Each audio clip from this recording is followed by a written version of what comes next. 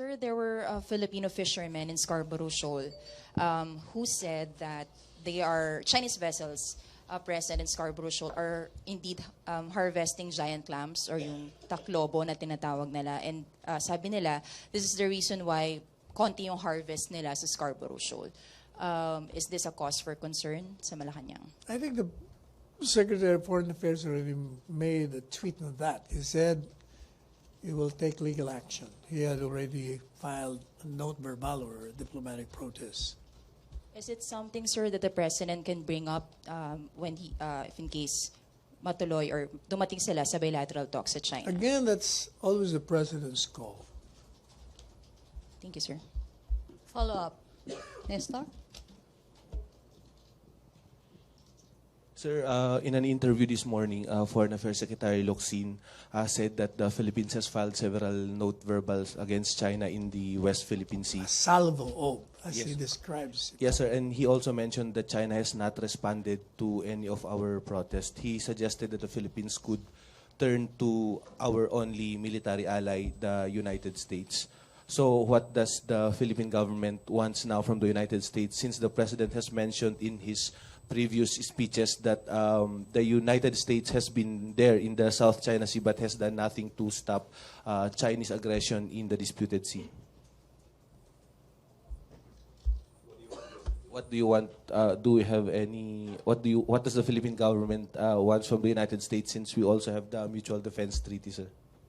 Well, we will wait for the President's decision of that.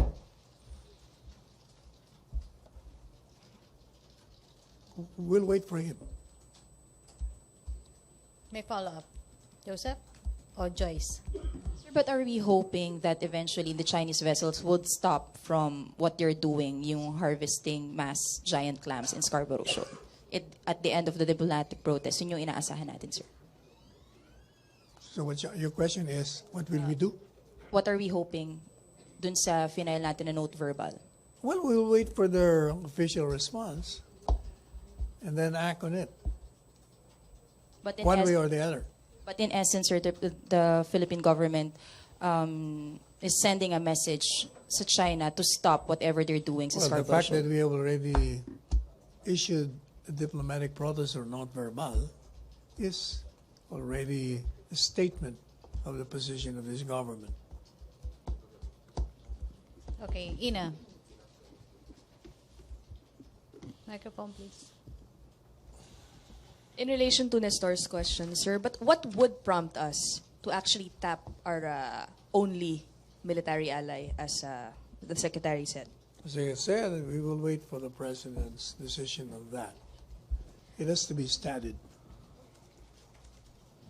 Sir, is China's continued presence in Pag-asa Shoal, could that prolonged presence rather in Pag-asa, near Pag-asa Island rather, prompt us to seek U.S. assistance? We'll wait for the President's decision on that.